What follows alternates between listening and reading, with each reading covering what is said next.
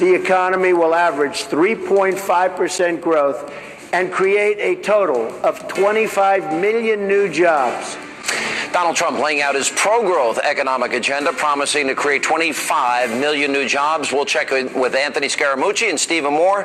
They're here with reaction. Then later tonight. I'm not saying Hannity or Limbaugh fit into this necessarily, but some of these figures want her to be sick. They want her to be dying. They want her to be on her deathbed. It's wishful thinking. The Clinton News Network, Brian Stelter, smearing, slandering me and Rush Limbaugh with that ridiculous lie. We'll check in with Mercedes Schlapp, Lisa Booth, and Ebony Williams here with reaction.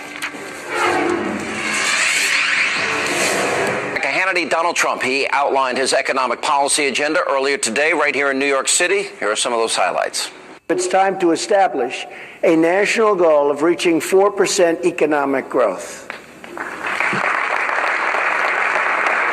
Over the next 10 years, our economic team estimates that under our plan, the economy will average 3.5% growth and create a total of 25 million new jobs. Our tax plan will greatly simplify the code and reduce the number of brackets from 7 to 3. One of our greatest job creation measures is going to be our 15% business tax rate, down from the current 35% rate, a reduction of more than 40%. We will make America wealthy again. We will make America strong again. And we will make America great again. All right, here with reaction, Trump campaign national finance member and co-host of Wall Street Week on the Fox Business Network, Anthony Scaramucci is back with us. Also, economist at the Heritage Foundation and a Trump economic advisor, Steve Moore. Guys, good to see you both. Let's go over this. Half of America doesn't pay federal income taxes now. They won't pay federal income taxes. He will drop the corporate tax rate, from 40 to 15%. Yeah, that puts us, we're nearly like Ireland at that point, right? That's right. Right now we have the highest corporate tax in the world, so our businesses are leaving. We've seen that with Burger King, Medtronic. I have an article right here. Ford is going to spend $1.6 billion. They're leaving. Ford. And they leave, and we don't have to scratch our heads and say, why are they leaving? They tell us that we have the highest rate. If you cut that rate, I guarantee you, from 40% down to 15%, so we go from the highest to the lowest, it's going to be like a magnet. Those companies are going to come back. They're going to invest in the United States. And this issue, I'll go to Anthony on this, of corporations, multinational corporations, parking not millions, billions, but literally maybe as high as $5 trillion overseas because the taxation rate is too high in this country. Incentivize them with a 10% rate. They bring that money back. They build factories, manufacturing centers. That means people in Flint, Michigan, Detroit, Wisconsin, Ohio, Pennsylvania, do they get back to work? They not only go back to work, Sean, but the big unemployment number that people don't focus on is the U6 unemployment number. Steve can tell you that number's still 9.5%, 10%. If you brought half of that money back, you would get that number down into the 5-6% zone, and then you really are at full employment in the country, and you'll see an explosion in wage growth for the middle class and for working class families. And that's really been the principal focus of today's speech.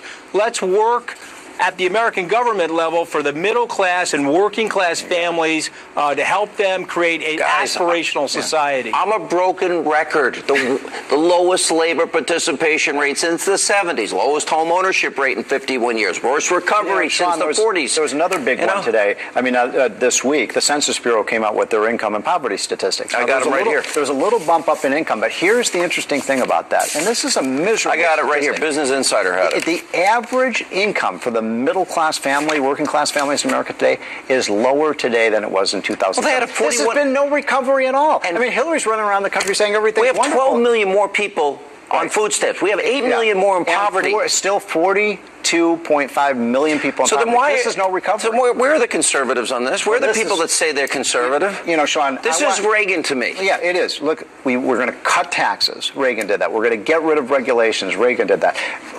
Trump is even to the right of Reagan on school choice. You talked about this the other night. He's saying, let's take that Department of Education, that $60 billion, let's give it to the parents and the kids in the inner city so they can go to good schools. We're going to have a pro-America energy policy. You go down the line. This is one of the most conservative. I worked for Ronald Reagan. I would say this is the candidate right now, Donald Trump, who is the most Reaganist that we've had. Last question Reagan. for Anthony. Yep. Energy is great it's the lifeblood of our economy. Let's just be blunt. We need energy to keep everything going. Now, we're dependent on a lot of our energy sources, but we have more resources, especially with natural gas, new technologies, horizontal drilling, fracking, all these new technologies, where we could be energy independent, maybe in 4 years, and put millions of Americans to work at high-paying jobs. Sean, that's a big part of our potential success, isn't it?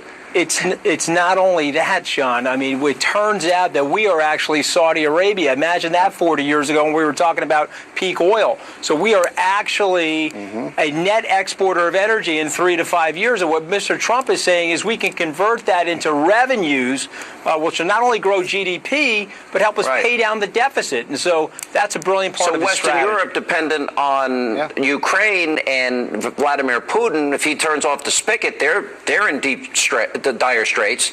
We could help export to them, and that'll create more jobs here. I just wrote a book on this called Fueling Freedom. Did you really? It is the greatest economic opportunity. I didn't read your book. I should have known that. Got to get that for you. But, we not only, Anthony, you're right, we can be energy independent, but I'm going to take that a step further. We can be the energy dominant country in the globe. We could be loaded. We could be rich like the Saudis. That's right. And think about we're talking about economics. Think about the national security. If we don't have to import the oil from the countries that are trying to kill us. Huge. But Hillary, by the way, her agenda is keep it in the ground. That makes no sense. Keep it in the ground and put coal miners out of work and coal companies. She's done a good job on that. All right, up next tonight on this busy news night on Hannity. I'm not saying Hannity or Limbaugh fit into this necessarily, but some of these figures want her to be sick. They want her to be dying. They want her to be on her deathbed. It's wishful thinking. That's called slander. Brian Stelter, the little pipsqueak who relies on Media Matters for all his talking points. He's kind of Jeff Zucker's stenographer. Anyway, he takes a shot at me and Rush. I call it slander. We'll set the record straight and get reaction from Mercedes Schlapp, Lisa Booth, and Ebony Williams straight ahead. Host, I call him the pipsqueak. He uses Media Matters as his talking points. He's kind of Jeff Zucker's stenographer. And some conservative commentators and media figures fit into that basket. They're right to wonder about her health in some cases. But then there's this other basket, a truly deplorable basket. Sean Hannity fits into it. So does Rush Limbaugh, Alex Jones, and others. These are people who bring up rumors and innuendo about Clinton's health and have been doing it for years. I'm not saying Hannity or Limbaugh fit into this necessarily, but some of these figures want her to be sick. They want her to be dying. They want her to be on her deathbed. It's wishful thinking. Want her sick? Want her dying? Want her on her deathbed? Oh, Brian, if you'd actually do some research, I know you work for the Clinton News Network, but if you'd actually do some research, you might discover that numerous times on my radio show yesterday, I said, I wish her all the best.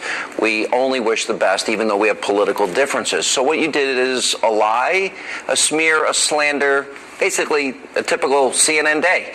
And joining us now, Washington Examiner contributor Lisa Booth, Fox News contributors Mercedes Schlapp and Ebony Williams. What am I supposed to do with that? I should sue for slander. Yeah, well, let's go to court with them, Sean. I got better things to do. But you know what? In all seriousness, though, look, you have well documented. I would challenge you to name one thing you agree with Hillary Clinton on, right? You and I have political differences. Sure. But I know you to be Not a many. good You're man. coming over my side. I'm winning you over. Way, Sean. But I know you to be a good man, and I've never known you to wish someone dead. It's actually a very nasty, undermined ploy, and I'm very disappointed and kind of disgusted. That's a lot. But Mercedes, when you really dig deep here, I mean, that's kind of the playbook that Democrats, liberals anybody that works at CNN do. Even Hillary's comment about deplorables, which he's just one-upping, I guess. He couldn't think of his own line, so he's using hers.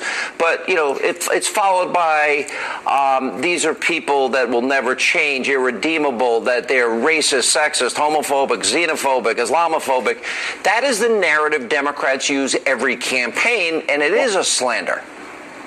Well, it's a typical name-calling strategy that they have. And what's fascinating is with the mainstream media is they live in a bubble. They're the ultimate Washington insiders. They're the ultimate New York elitists. They don't know how to connect with the everyday Americans. And what they have spent their time doing right now is that they've criticized reporters time and time again and individuals who are just asking very simple questions on Hillary Clinton's health. Rush Limbaugh came out and said, I'm simply reporting what I'm seeing. What are we seeing? long cough fits, seizure-like behaviors. It's questions that reporters should be asking, and yet they're defending her. It's what's on the record we've talked about, Lisa, and we see the coughing fits. We know that she claimed to the FBI she couldn't remember ever being briefed, ever, about cybersecurity.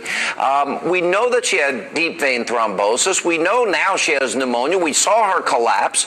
We know that she had some type of cerebral venal thrombosis as well. She has real conditions here, real concussion.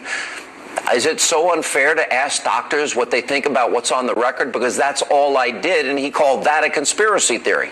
No, it's not, Sean, because we saw her falling to the ground in video. There's been pictures of her having difficulty getting up the stairs. And as you mentioned, she was the one, or at least in the context of the notes of the FBI, seemingly telling them that she couldn't remember things after her concussion. So there are legitimate questions there. And Sean, these individuals, these reporters had no problem questioning John McCain's health in 2008, but somehow Hillary Clinton's health is off limits. There's a reason why, according to Gallup, Americans' trust in the news media is at an all-time low right now. And Sean, Hillary Clinton has done herself no favors by being an individual who has concealed so much information. Her private email server, the Clinton Foundation. Exit question for all of you. Simple question. Do you think we're being told the entire truth about Hillary's health, Ebony? No, she has a consistent transparency problem, Sean. Mercedes? I agree with Ebony. I think that there's the ultimate cover-up, and this is a narrative that Hillary Clinton keeps pushing forward. Lisa? I don't think Hillary Clinton is capable of the truth. No. Lisa, I don't think it's in her DNA. All of you, especially Lisa. Lisa gets the gold star for that one. All right, thank you all. And coming up, we have a very important question of the day. We need your help. That's next.